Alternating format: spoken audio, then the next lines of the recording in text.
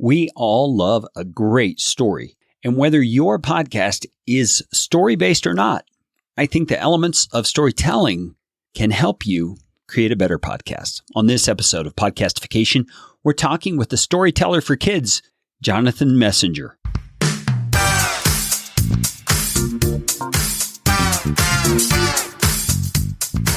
My name is Carey Green, and I am the client happiness guy at podcastfasttrack.com, and this is Podcastification. Podcastification is all about you, teaching you how to podcast, how to put into practice the best practices that I and my team have learned in working with hundreds of clients. You are going to podcast better from listening to this show. If you like what you hear on Podcastification, please just hit the pause button, swipe to the sharing function on your app, and share this episode with somebody you know will benefit. And if you'd like to get in on more Podcastification goodness, you can do it by subscribing to our Podcast Optimizer email series, and I promise you, you won't get lots of junk. You'll just get one actionable email a week. Go to podcastfasttrack.com/optimizer. That is enough of that kind of stuff. Let's get you podcastificated right away. Jonathan Messenger is a dad, just like me, though his kids are a little bit younger than mine. And he got into telling stories for kids for the sake of his kids. And you'll hear about that in our conversation. But Jonathan and I crossed paths because he became a member of my team, doing some audio editing and writing for me on the side. And he has been just an outstanding team member. And when I began thinking about this issue of storytelling and what it means to craft a good story, I thought of Jonathan right away because his podcast, The Alien Adventures of Caspian, which you're going to hear more about here in just a bit, is very creative, quite original, and tells a really good story in a way that engages his audience. So whether you're looking for tips on learning how to tell stories better and how to integrate that into a normal kind of an adult podcast that maybe isn't even story-based, I think you're going to get a lot out of it. Or perhaps you're interested in learning some audience engagement tips. Man, Jonathan is really doing a great job getting kids involved. And think about how difficult that is. Most kids, the age that he's sending his stories out to, don't have their own smart device, most likely. They have to go through a parent in order to do it. And yet he's getting tons of interaction. I think you're going to learn a lot from hearing this conversation I had with Jonathan Messenger.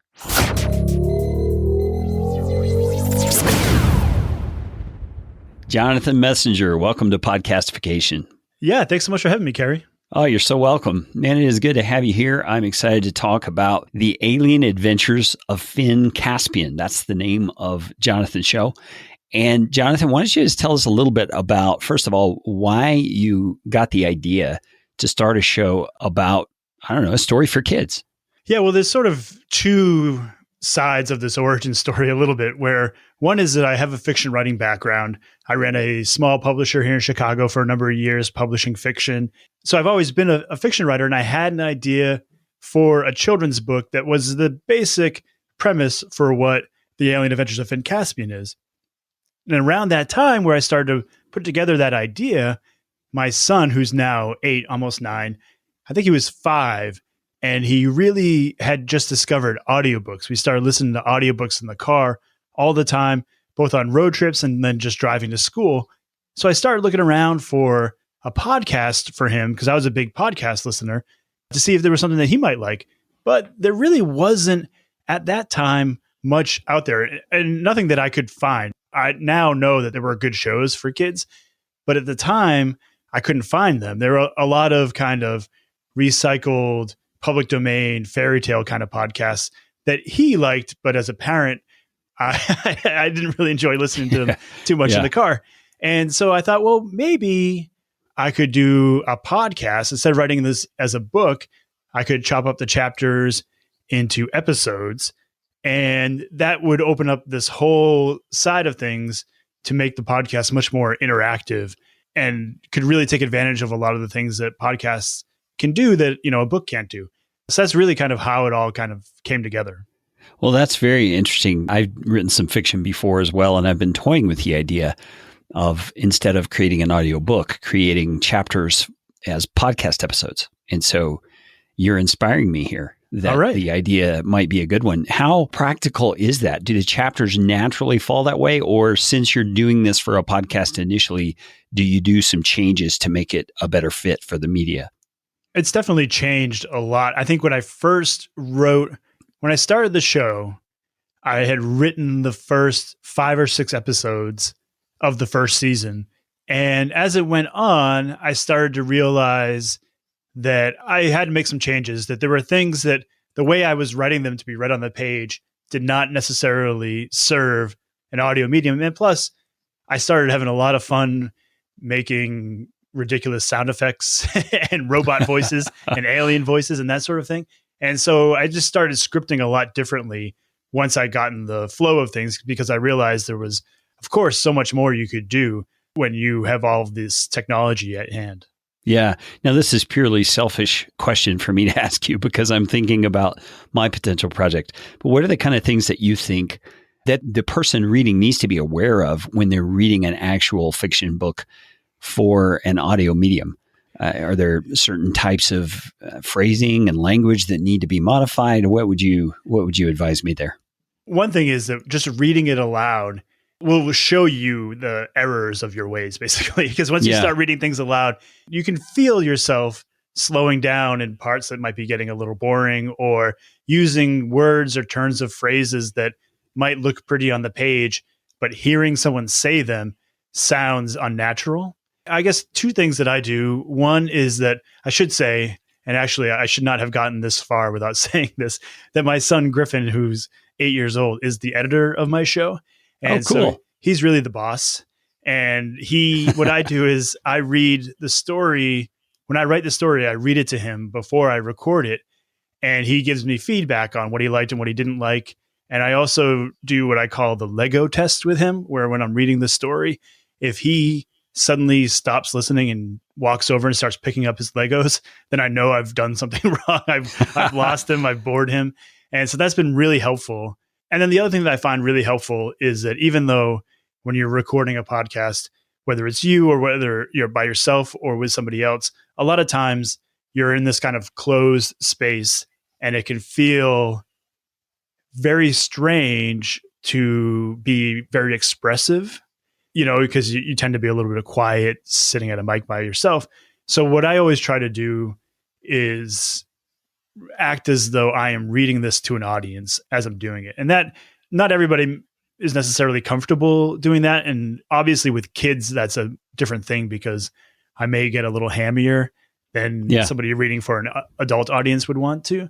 But I found that I think what happened for me was that I realized that when I was unhappy with my readings, how I was recording it, and then I would go and I would read a book to my kids. And when I was reading a book to my kids, I was very expressive and really trying to engage them as I was reading it. And I was like, oh, I should probably be acting the same way on my podcast, because the audience is not even seeing anything or seeing me. So they really need to hear that, I think. That's great advice. I remember when my story idea first came about, it was stories that I told to my kids in the car while we were driving around. I just made them up off the top of my head. And my kids started nagging me to write these into books. And, initially we thought about kids' books, but though the plot line that I've written is loosely based on those same characters, it's much more serious and much more dark. So it's more for a young adult, whatever audience. But regardless of all that, I can see how the drama and the inflection that you give to your voice is much more apparent in a live setting than if you're just reading a book. Yeah, I could imagine a children's story time at the library or something like that. If you could picture yourself there reading to the kids, that would probably lend itself much more to a podcast. Yeah, absolutely. Well, I think we might talk about this more, so I might be jumping the gun a little bit. But I think that when you're doing a fiction podcast, music is such a huge part of it. For a number of reasons, like all the things that you already know, like setting the mood, perking up the listener's ear, because if you listen to just voice for, especially a kid, but I think any audience, if you just listen to one voice for a long period of time without any other change, you can zone out pretty easily. So music really helps with that. But I read this book that I think I believe this for anybody, any podcaster, whether you do an interview show, a narrative nonfiction show or fiction podcast, there's a book called Out on a Wire. Yeah, I just heard of that this morning. Yeah. Oh, it's a phenomenal book. Jessica Abel is a writer. She's a graphic novelist. She is one of my favorite graphic novelists, actually. That's how I found this book.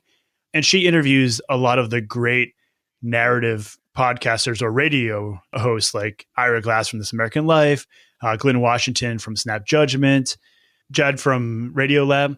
That book was really, really helpful for me to think through storytelling as an audio medium. And one of the things that Ira Glass says in that book that I think was really helpful was what he calls signposting, which is when you're telling a story, there are various beats in that story, various things that you want the audience to remember or to signal to them, this is important to keep in your head as you continue on in the story. And so music is really big for that, for signposting. So if you have a kind of a moment that you really want to, in a book, it might be like a paragraph break or a chapter break or something like that, or a section break. And audio music can really do that for you. So it can really, you can have some sort of whatever sound cue it is that you want to help the listener tune back in, make sure that they are hearing this and it's getting kind of implanted in their brain as they continue on. And that was a really helpful thing for me. I think it's one of those things that as a listener, you kind of innately know that is happening without ever actually knowing it. You're not really paying attention, but it's sure affecting you. Yeah, right. And so it was really interesting to see the thought process behind that. And that book I highly, highly recommend it. Well, that is a great recommendation, and I appreciate you indulging me here with my curiosity about my project that's potentially coming up. Yeah. But let's get back to Finn Caspian. Why a robot sort of a theme and future space kind of stuff? Why did you choose that sort of a storyline? The original idea for the show, for the book, and then for the show was that I wanted to do something that kind of brought along with it the classic children's books that I loved as a kid. And so the original idea for the book was that there are these robots and every kid gets a robot at some point in their life. And the story, it ends up being when you turn 8, you get your own robot. And the way your robot gets their personality is by downloading classic work of children's literature onto them. And then they become kind of some form of that character from that book. And so in the show, Finn Caspian, the hero of the show, when he turns 8, he puts Around the World in 80 Days by Jules Verne into his robot. And then the robot takes on some of the personality traits of Phileas Fogg, the hero of that book. And for me, I've always been a big reader, always loved kids' books. And the one thing that I really wanted kids to take away from the show was that reading is just sort of the book that you love is just sort of the beginning. And then everything that you do after that, all the things that it makes you imagine, ideas that it gives you, whatever it inspires you to think about or to do is really like the important thing, that books are kind of living, breathing things. And so that was really the kind of driving principle behind the story. That robot idea is really where it came from. And I think when my son was 5 years old, I'm sure space and robots were pretty huge in my house. Yeah, probably so, especially with the resurgence of all the Star Wars movies and all that kind of stuff. Yeah, definitely. So your son is the editor. Let's talk about that for a second. When you say editor, you mean like an editor of a novel. He's listening to the story. He's giving you feedback. He's instructing you on what works and what doesn't work. Is that what you mean? Right, exactly. So he's not my podcast editor. He's not going into the DAW and chopping up the story or anything like that. But yeah, he is giving me feedback on how the story is working, where the story should go, that sort of thing. And he actually comes on to every episode. At the end of the story, we have a music break, and then he comes on and we talk about what he liked and what he didn't like about the show and various ideas he has for the show. And we have a lot of kid interaction on the show. We play jokes that kids tell. They send them into the show. We play them at the end of the episode. kids. We always have kind of like puzzles and riddles on the show, and kids solve those. We've just had a whole lot of really fun stuff that kids have done with the show. And so Griffin, my son, he kind of serves as the voice of the kids in the audience. And so he's always kind of starting clubs on the show. Like he started a sound club where kids send in sound effects for the show that they make and that sort of thing. That is really cool. I love how you're getting the audience engaged, and your son being a kid, a member of the age demographic you're aiming at, really can give you the right kind of feedback for what you now give me an example. What's the kind of feedback he gives to you? I mean, other than the Lego test, what sort of things does he say to you when something's not working? For example, if we've had stories where maybe I've let the kids off the hook a little bit, if they're like, so the basic premise of the story is that these kids live on a space station. They travel from planet to planet and help aliens that live on those planets. And sometimes they get into trouble on those planets.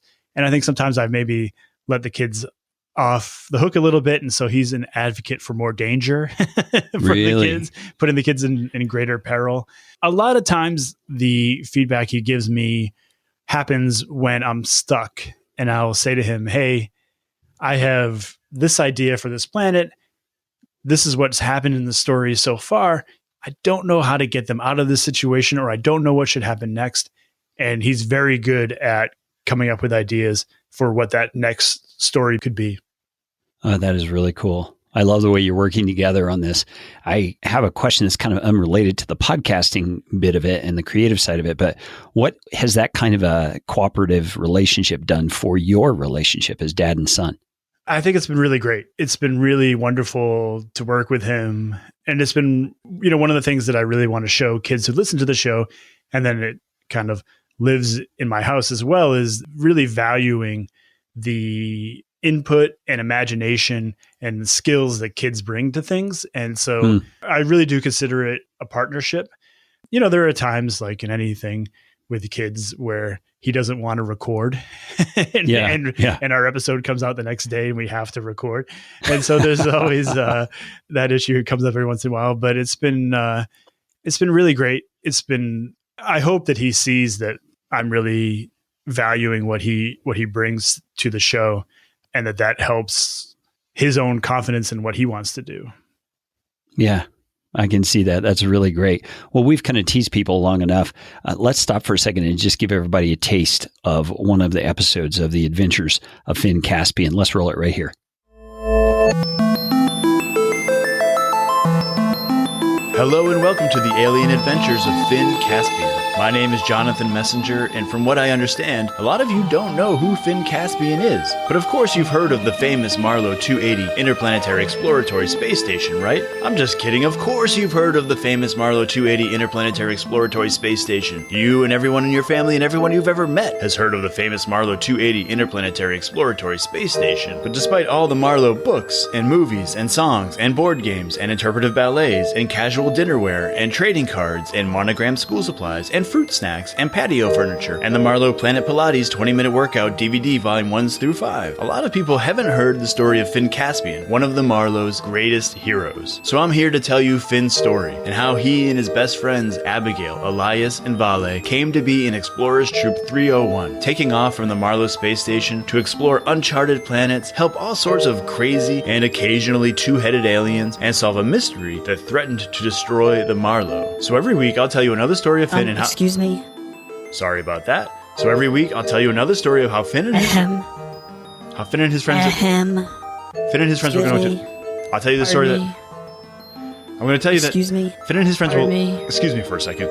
Yes? What is it? Aren't you going to mention the robots? Yeah, but that was going to be a surprise. Oh, sorry. Spoiler alert. Okay, sorry about that, but yes, it's true. As my mechanical friend here implied, the Marlow is full of robots, and the story of Finn getting his very own robot is how the alien adventures got their start.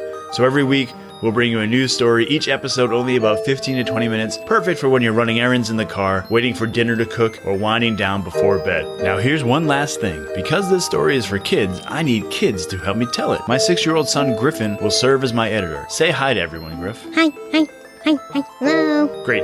Thanks. And I need his help and yours to make sure you're getting Finn's full story. So if you go to finncaspian.com/contact after each episode, you can tell me what you think of the show, what else you would like to see, what you think will happen next, what your favorite book is, or what you had for lunch. Any idea you have may help shape this story, and we'll play some of those ideas in each episode. So have your parents subscribe to the show in iTunes, Google Play, or whatever app they use to listen to the podcast. You can also hear each episode at finncaspian.com and in a couple of weeks on the Finn Caspian app for iOS or Android. So subscribe, because starting August 9th, we'll begin the alien adventures of Finn Caspian. And yes, there will be robots. Spoiler alert. All right, Jonathan, so that was really cool. Tell me what goes on into creating a clip of that type. I mean, tell me a little bit about your process. Yeah, so that was actually the first trailer I ever made for the show. And that was, as you heard, there's a robot voice in there. And when I was coming up with the idea for the show, I really wanted to have it not just be an adult talking to kids. So I created this robot character to co-host the show with me. And he kind of pokes at me the whole time I'm trying to be this serious artist on the radio or on the podcast. He's poking at me and undermining me, as you heard in that clip. And so hopefully that makes it fun and makes it very approachable for kids. And so I spent a lot of time, as you could hear in that clip, there's the robot voice. And I was trying to find a robot voice that was intelligible for the audience so that you could understand what he was saying, that didn't just sound like a human doing a robot voice kind of a thing. Sure. And that disguised my voice enough where a kid could hear it and not be sure who the voice, and really maybe even believe. And a lot of kids do, which is great. So if any kids are listening to this episode, the robot's real, but it is masking my voice. And so I spent a lot of time. I use a plugin, a post-production plugin by Sound Toys called Little Alter Boy, ALTER Boy. And I use that for so many of the voices on my show, for alien voices, robot voices, everything. It's a really great plugin. It's pretty affordable, and it's done wonders for my show. And actually, I should say too that robot character, until I had to make a trailer for the show, didn't really exist. And I wanted something to liven things up, and that I just started a lot of times with that character. I just kind of improvised by myself to try to get something funny to happen. Yeah. And that's kind of how that clip came together. Well, that is really neat. I like the whole concept, and having that little tool, which, by the way, will be in the show notes for this episode or in the description of your podcast app. You can find a link. That is just really cool to have a tool like that you can find that's so versatile and enables you to do so many things. Yeah. Well, Jonathan, thanks for sharing that. We're going to go to our mid-roll break here. And when we come back, I want to kind of turn a corner and talk to you about stories themselves and why stories for children, and hear a little bit of your passion there. So listeners, don't go away. We'll be right back.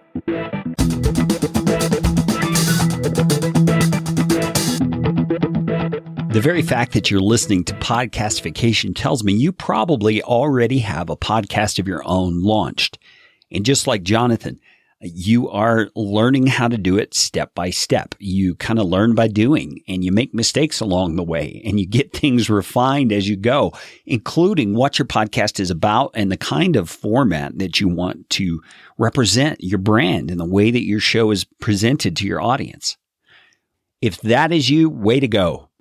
I'm glad you took the bull by the horns, you weren't afraid, and you jumped right in.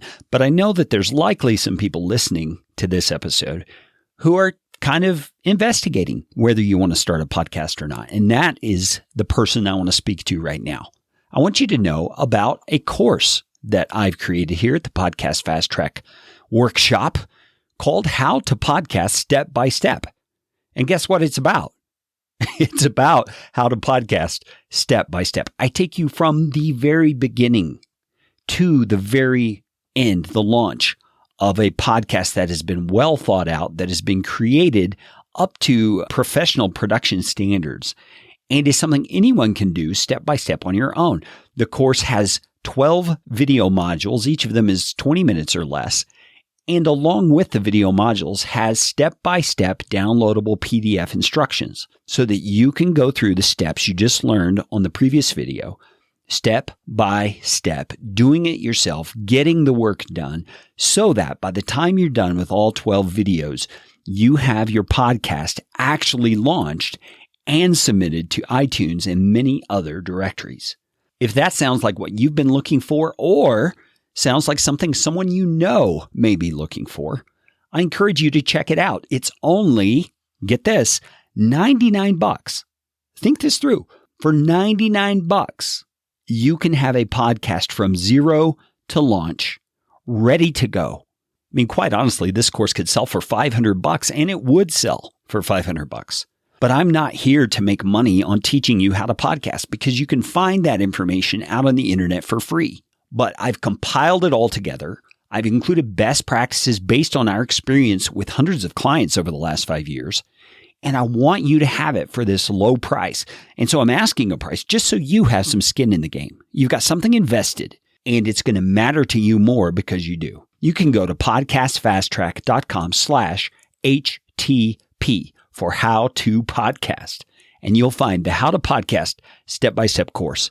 Pass it along to someone you know who could use it, or use it yourself to create that podcast you've been dreaming about.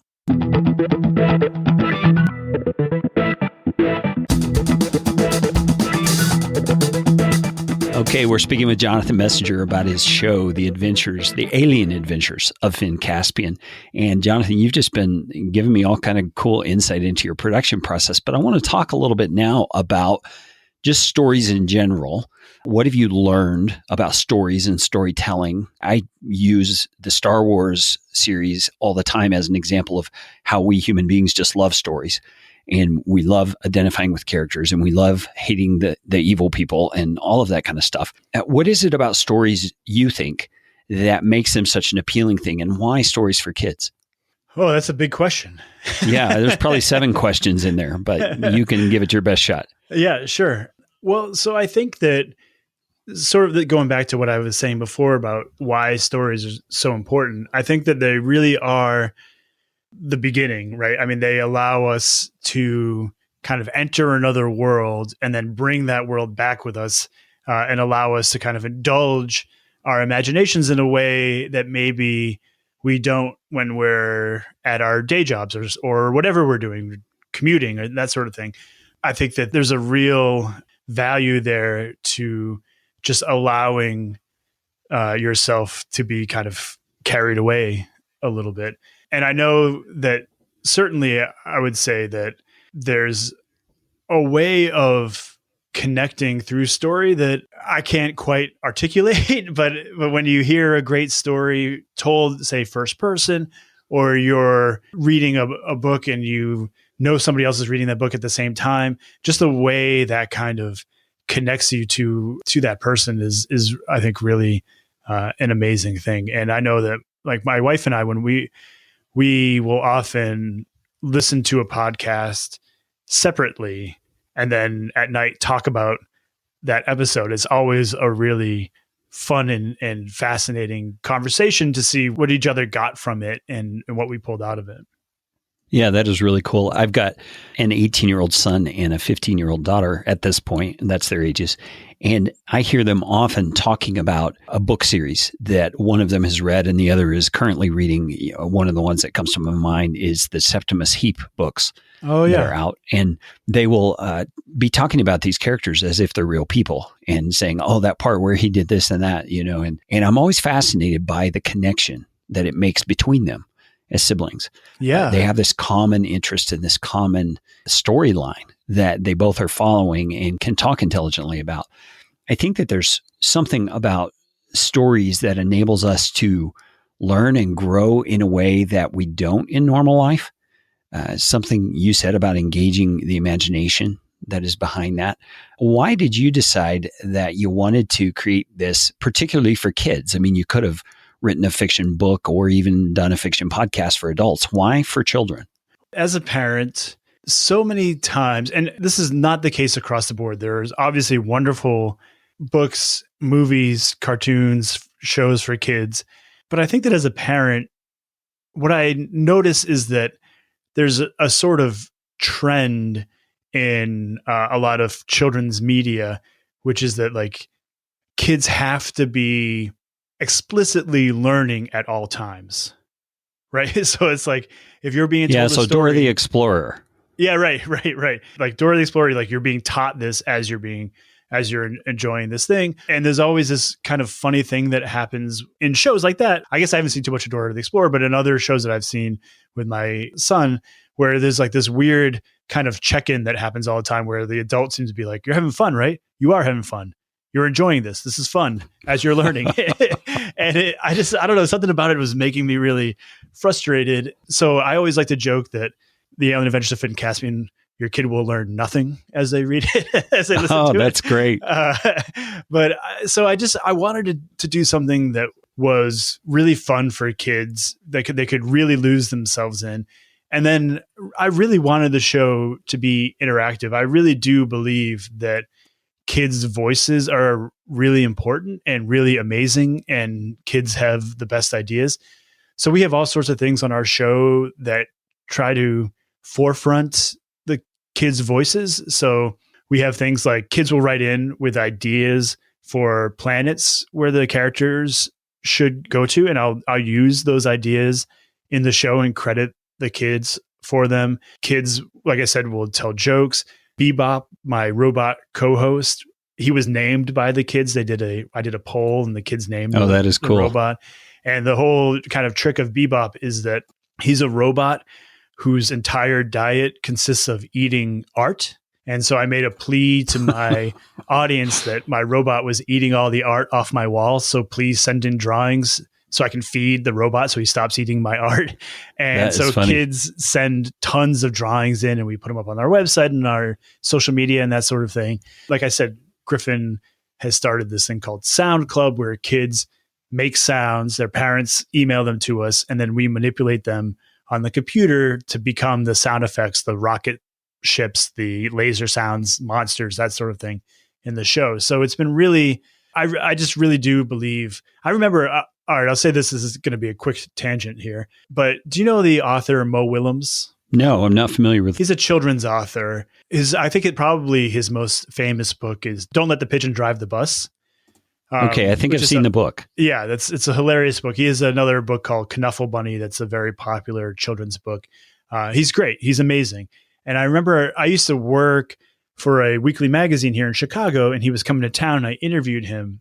And I remember him saying, I'm going to paraphrase here. It was an amazing interview, but what he said was, imagine you're a kid.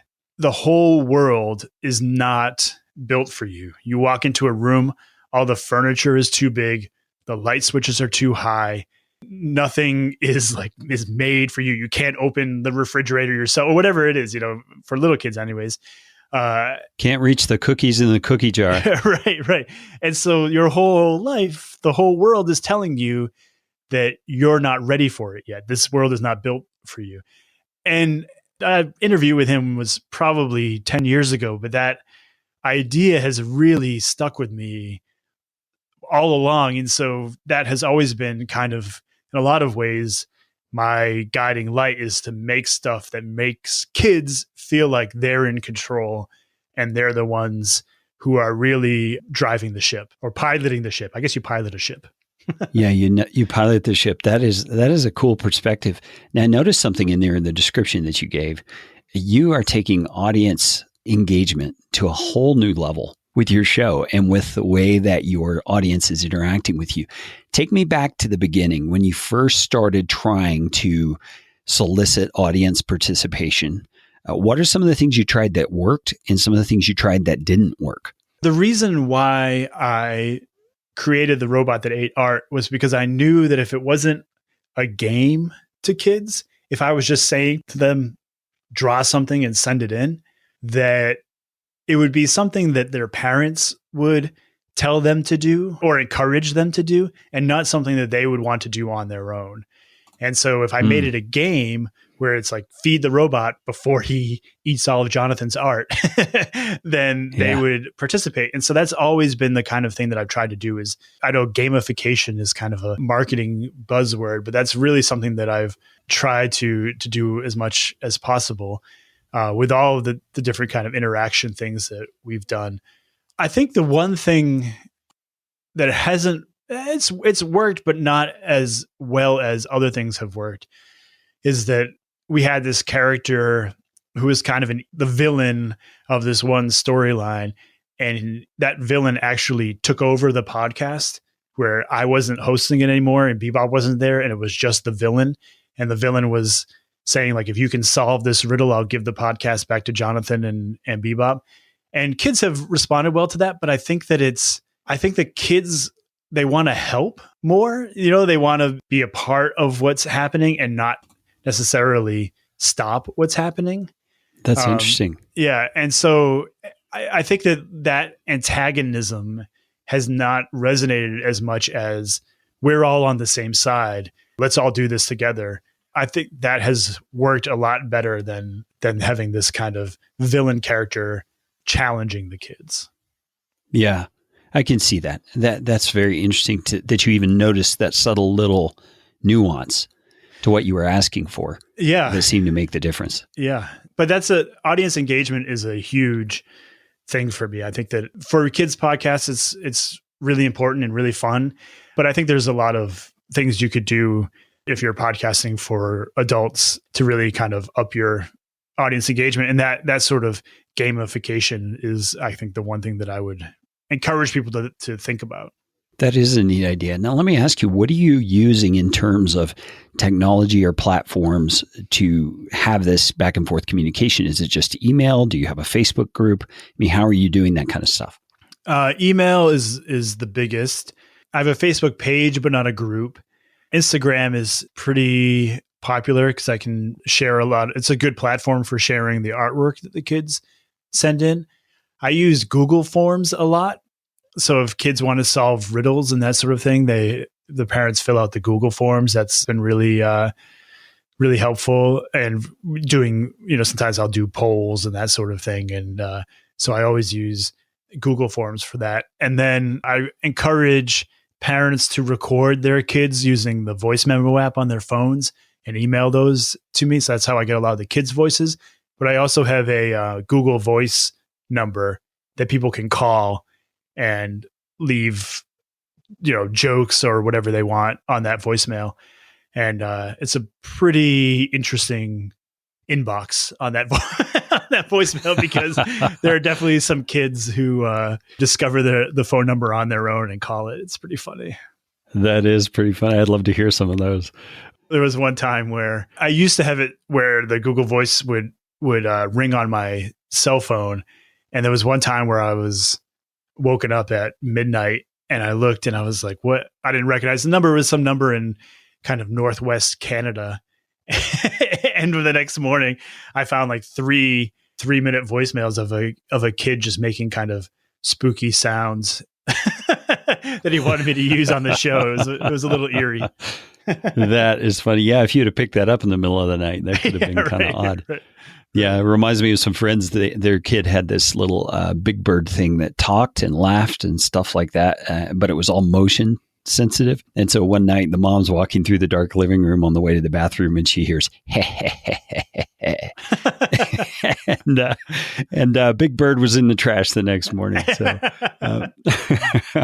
one of those funny kind of things, but I could see that with that voicemail. That would be funny. Yeah. Well, Jonathan, this has been great. I would love to hear just your advice for podcasters, whether they're podcasting to children or to adults, who want to, well, let me just say two things. Number one, make their show more engaging just in the way they produce it. Let's just start there. You mentioned music. You've used a lot of sound effects in your show. Just for the average adult-oriented show, whether it's an interview-based show or something else, what do you think are things that work? They just plain work for engaging an audience in terms of keeping their attention and making the show stand out to them? I think having defined segments in a show is a big thing, and having kind of recurring features can be very helpful as well. So For me, it might be we have this time at the end of every show where we play jokes sent in by listeners. And that's been really great. But I think a lot of shows could have a couple minutes at the end of a show where they do some sort of audience celebration thing. A lot of shows do like reading reviews off of iTunes, which I'm not a huge fan of that. I never like to really listen to that. Yeah, me neither. Yeah. But I think that there are things that you could really think through. How can I get my audience voice onto my show somehow? And how could I have it be a recurring feature? So, and I think that, again, having those, if you have a nonfiction podcast, having some sort of segment recurring could be really helpful. Yeah. And if any of you want to hear a podcast that does this very well, you should check out The Retirement Answer Man. He's one of my clients, Roger Whitney. And you can find his show at rogerwhitney.com. But he has 4 or 5 segments on his show that happen week after week after week. Sometimes he'll leave one of the segments out. Sometimes he'll add an additional one. But he's got specific music that introduces each one. He's got specific voiceover that announces each one. And he just does that week after week after week. And I agree with you, Jonathan. It's much more engaging. Yeah. So tell me some advice you would give to your average podcaster on audience participation. So in other words, getting feedback from your audience, getting people to send you voice clips or suggestions for your show. How can a podcaster of just your normal adult podcast be more effective at that kind of thing? Well, I think that you can't demand it. You can't just ask. It's not the field of dreams, right? Like you can't just make it and people will come. You have to think through, if you were a listener, what would make you participate, right? And it wouldn't be just, oh, I love the show and I want to do this. It could be rewards of some sort, I suppose. But I think if it was something that was really fun, maybe it's having people, maybe you have them, if you have a show about a certain topic, you have people record a couple of minutes of a story that relates to that topic. And, if you get enough of those and there's 1 or 2 that are great, then you can play them on the show. And that, I think that goes a long way. And so I think that you have to really think about, like, if you were a listener to a show, what would get you to kind of get off your butt and do something? And the other thing that I'll say too, I got some really amazing advice early on this. And I always like to credit her with this because I think it's really important. Her name's Jennifer Brandel, and she runs a company called Harkin. And Harkin helps news organizations, I should say, engage with their audience more and have the audience participate in the news gathering process a lot more. And she's an old friend of mine. So I reached out to her when I started the show, and I was talking to her about audience engagement because I knew it was something I really wanted to do. And what she said to me was, you really want to have different levels and different ways of engagement depending upon, because different people in your audience are going to be comfortable with different levels of engagement. So you may have one level of engagement that's record yourself, send it in, and we'll put it on the show. And there's going to be very outgoing people who want to do that. There are going to be people who are super fans of your show who will never do that. But they may do something else, like send an email, or they may retweet a tweet or whatever it is. And so you should never just have the one way of doing something, because you're going to be excluding a huge part of your audience who doesn't like to do that one thing. So if you have these different levels, it may create a little more work for you because you have to track these different things, but it will get you more engagement because it's meeting your audience at their level of comfort. Yeah, I agree with that. I mean, that goes back to something you said before. People are often asking for, go onto iTunes and rate and review my show. I am never going to go onto iTunes and rate and review a podcast because right. I'm an Android guy, first of all. Yeah. I have to open up a program on my computer to go and rate your show. I'm not going to do that.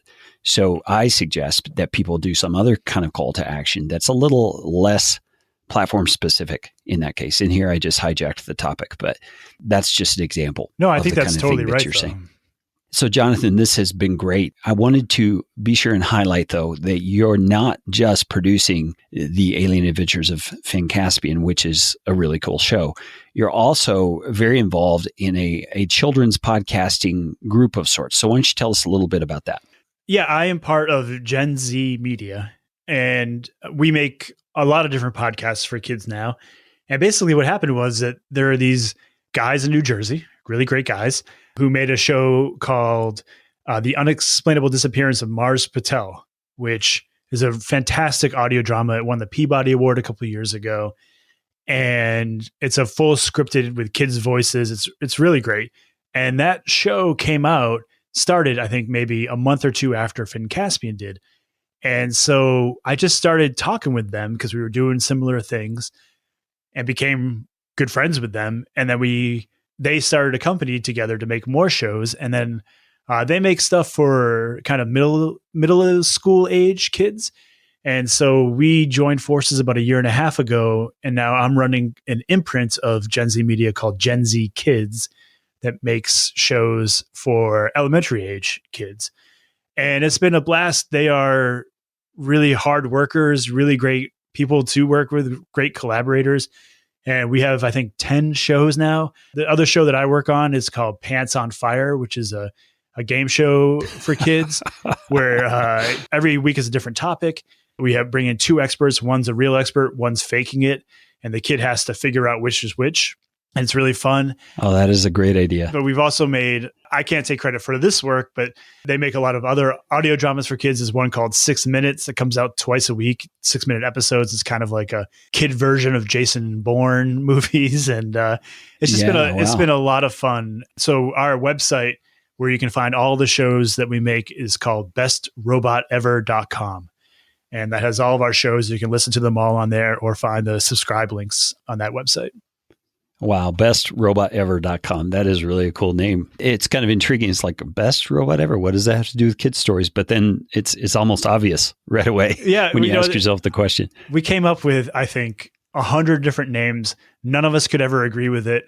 And then my partner, Ben, called me one day and he was like, I bought the name. It's bestrobotever.com. And I was like, oh yeah, that's great. Let's do it. Executive decision. Yeah, right. Yeah, well, that's funny. I met Ben and Chris at DC Podfest a couple of years ago. Oh, yeah. Great guys. Yeah, great guys. That was actually where I met them too. I didn't meet you there, but that's I think that's before we crossed paths. But right. He was there. Yeah, it was a fun event. That's for sure. Yeah, that's great. Jonathan, thanks so much for your time today and for sharing the alien adventures of Finn Caspian and all of your experiences with us. I know this is going to be a great benefit to my audience, whether they podcast for adults or for children. Well, thanks so much, Carey. This was a lot of fun. I agree. Hello. Wow. That's all I can say is, wow, Jonathan has really come upon some really great strategies for not only creating great stories that have interesting sound effects and approaches to the way he's engaging with his audience, but the way he's getting interaction from his audience and the ways he's going about soliciting that interaction are really incredible. I would love to hear what you think about the things Jonathan is doing and the ways that he's interacting. The best way that you can do that is to join our private Facebook group for listeners of this show. You can find it at podcastfasttrack.com/Facebook group. And that's all the time we have for this episode. You know what time it is. It's time for you to go out and make it a podcastificating day.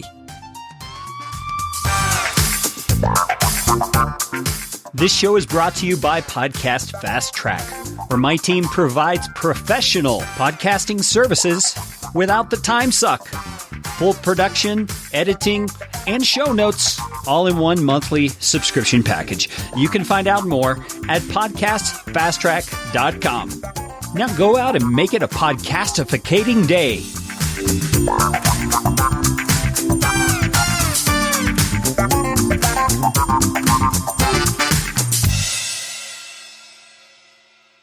Audio editing and show notes by podcastfasttrack.com.